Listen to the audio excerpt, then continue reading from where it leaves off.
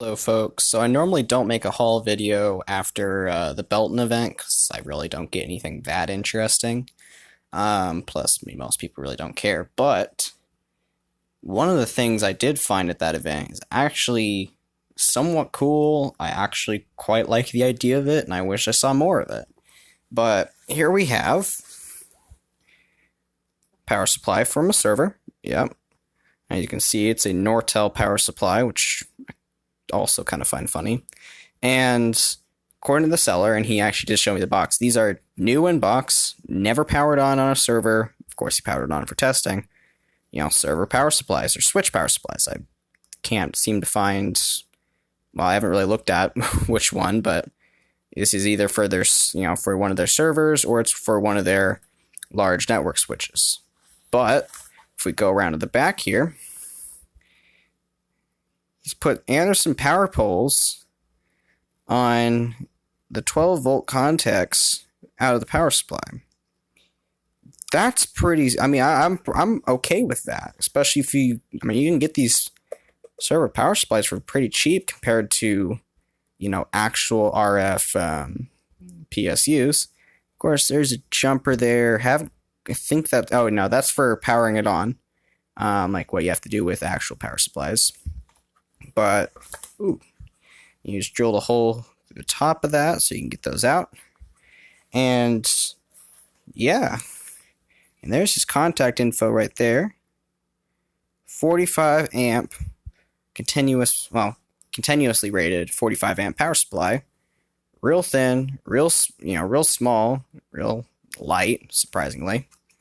And it's got a fan right there, along with the fact that it'll tell you if it's failing. Versus this big hunking brick where I have to put a fan on there, and it's not rated for 45 amp. This piece of garbage is rated for 15. Granted, I'm running 4 CDMs off of it, but as you can see, they're off because it's failing, because it's not rated to have 4 CDMs ran off of it, especially whenever you have one that's continuously transmitting. So, yeah. Waiting on me getting a power pole cable because that's not a connector I normally use because, yeah. Only time I ever use power pole is on EF Johnson, high power 5300s. Those who know. But yeah. Also, at the event, I did find a nice rack audio case so I could get my repeater off the Site Pro. And racked up looking nice. I'm going to move everything up here, probably down near the bottom, because I am going to get a blank panel, go across the top, have some RF bulkhead connectors, a power connector, and an Ethernet cable, connector on it, probably some more switches and stuff. And, that way, if you've ever seen the Demetria Express cells, it's literally plug, done. None of this. Right now you got to kind of open up the back. I know it's a rat's nest. It was put together quickly just so I could, look at it and test it out, see what I wanted to do with it. So I'm going to be going back there later today. But, you got to reach back there. The duplexes are behind. They're kind of right here and behind. They're not really done well. You got to kind of reach up there right down the center because the duplexes have their RF connectors this way, just due to the length of jumper cables I have. So it's not the best. It works, kinda. If the power supply actually worked. But yeah, what I'm going to try and do, because I do need more of these face plates from Canada, I'm going to try and fit probably 2 more channels in here. So it'll be a 3 voice channel, 1 CC site. And then, of course, move the site controller and power supply. I'll probably contact them, see if I can get another one of these or something. And then I'll have probably a friend of mine print up like a nice 3D printed case so I can just slot them in. That, or if I can find, probably not before Dayton, but it's probably going to be down the road. Might replace where I have, you know, to plug them in myself. I might just get some, like, because I know source some good Dell power supplies.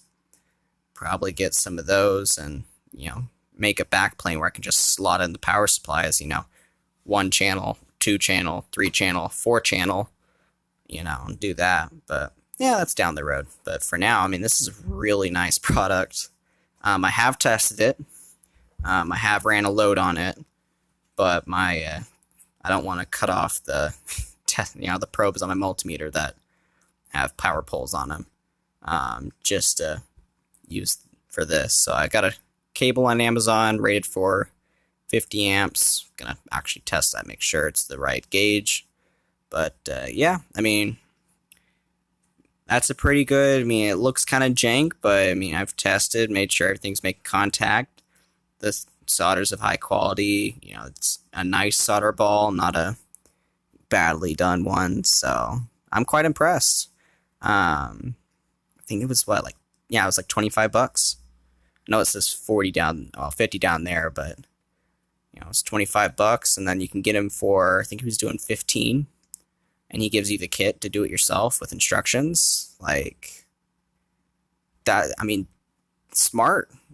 I'd like to see more of this. I mean, that was first time I've seen him at the Belton event, and hope to see him again to get more of this, because I like that idea, you know, because it's not like you see much Nortel server stuff around anymore, and it's not like they're going to be making more, so might as well put it to work. Especially if you get like new old stock for servers that are already out of mode, you know, might as well put it to use. And one of the things he was advertising with this was that it's RF quiet. Can confirm, actually. The signal coming out of here is really super clean. And then as far as noise goes, RF wise, I didn't pick anything up with an SDR, even down in the HF range. Of course, with an up converter, but that's beside the point. Can't confirm with the, you know, above 2.5 gigahertz and 5 gigahertz ranges. My SDR only goes up to 5, but I'll take his word for it. But yeah, I mean, I wish I bought more, but he only had 2 out. And then apparently at the end of the event, he pulled out 2 more, so I probably should have gone back, but I didn't have the time. But yeah, super impressed. Want to see more.